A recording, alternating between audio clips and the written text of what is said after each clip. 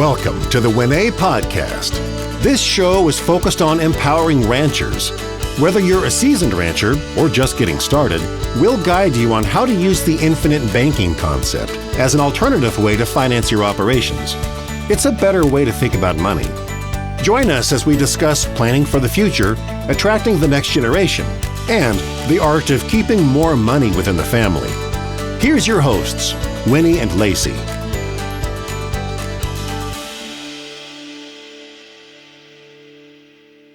Hello over there. We are just so honored that you decided to join in and lean in with us to discover a little bit more about the infinite banking concept for you ranchers over there. And today we are going to tackle the question that we so often get. And what is that question, Miss Lacey? How can we use IBC to replace our debt? And answering that question is a little bit tricky when we're just doing it over the confines of just talking about it. I like to answer this question quite often using some visuals, right? So I think I'm just going to be transparent right now. I think honestly the best way to really answer that question is by going and reading the books that are just right behind me, right here, Becoming Your Own Banker and Farming Without the Bank Canadian version, because we do have case studies inside there that really go through point by point how that's possible, because it's a huge question because it's never really been an option before. So before it was really, there's only two ways to replace our debt, and that's just by like making it so that you don't have any debt, just paying it off until you have no debt. But let's just get real here. I mean, throughout our entire life, there's going to be a good chance that you're always going to carry a debt of some kind, because no matter how much you save, there's probably going to be something, some item, some opportunity that you're going to need more money for than what you have saved. So debt is a reality, but how can you replace the debt with the fact that you can own it? Knowing what I just said. If you don't have enough money saved, you're going to have to borrow it. But if you're going to become the replacement of a bank, then how is that possible? And I think people ask that question so often because they don't even know that it's a possibility. They're like, what?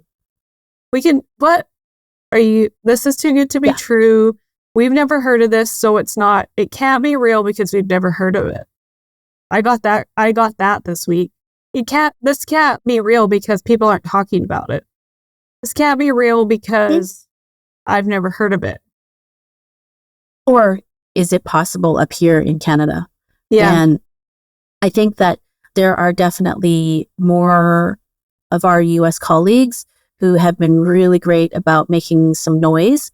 Some of them are true colleagues and some of them are not. And what I mean by that is our true colleagues who have actually done a lot of education and surround themselves with the students of Nelson Nash, who wrote the book Becoming Your Own Banker. And since Nelson's passing, well, before Nelson passed, he created the Nelson Nash Institute.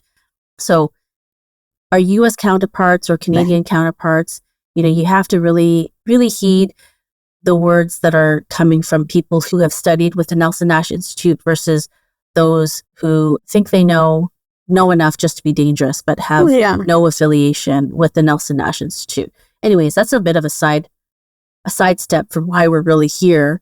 But to use the infinite banking concept to replace debt requires a little bit more digging into beyond what you're listening to today, but you can get a high level concept overview that you need an appropriate financial vehicle where it allows your money to compound even while you have it in use. That's another thing that people are like, what? Like, that's not possible because I've never heard of it. And we are here to tell you, but it is possible. Yeah, 100%. And so it takes and of course, because of like statements like this, you got to have your money inside of a financial vehicle where it allows you to where your money still compounds, even though you still have it out in use. it's not a typical thing. In fact, I'm interested to find out if there's, like, again, all built into one financial vehicle. Yeah. Okay. I'm not talking about two separate things. I'm talking about one thing. Like, I'd love for anyone to come forward and challenge us on that. But having a financial vehicle that will allow your money to grow, even though you're still using it, is very important aspect to allow a person to replace their debt using the infinite banking concept. Yeah, I just think about, and this gets deep too into Nelson's book, but I just think about what he says is our need for finance is greater than our need for death benefit. And when you say death benefit, now we're talking about having to reveal what is this financial vehicle Wendy's been talking about so far. So let's just say it. It's the whole life dividend paying insurance contract. And they're not all made the same. But that if it's properly designed to your circumstances, then it can work in your favor where it does produce that result where your money will continue to grow even though you have it out and using it in your life, allocating it and employing it elsewhere. So I think it solves a huge issue because a part of the reason, you know, it's like trying to imagine, it's like, okay, well, our debt has sat over here this entire time. And now you're saying that you can drive it into an insurance contract of some kind and have our debt reside over here instead of over here. Here's a question. So say I do that. What are the benefits? Why would I still have debt. Why do I want to move my debt from over here at the bank to over here to this financial vehicle that you speak of? So this is one of the first ways that I would answer that is financial control. If you continue to leave your debt at the bank, then you are under the bank's terms and conditions versus if you have your debt inside of an insurance contract, you actually own the debt and you have financial control, meaning you get to determine when you pay yourself back. Right. The other typical thought hurdle to get over here is, well, my debt over here is, let's say, 30,000, 33,000, 30,000, 300,000, 3 million. It doesn't matter. Like, you know, add a zero, take away a zero. It still doesn't take away the other thought process of, well, I don't have, like, how is the money developed in my own bank? If my debt is 30,000 over here, but I don't have 30,000 over here, how can I take over my own debt right now? Right. So it's true. Like you can't borrow from yourself from what, you know, if there's no money in it, or if there isn't, like, you know, it's not like fully taking over your debt. To me, if you really want this answer fully seen, I think especially for the analytical mind who really likes to see the numbers, it is better to look at where the numbers are coming from and how it operates and being able to pull together all the pieces to get a full picture. So please don't allow my verbal explanation to take away from the fact that it's still something that you need more answer on. So it's, as you grow, like, let's say all of a sudden there's $5,000 sitting in your policy, but your debt is still 30,000, right?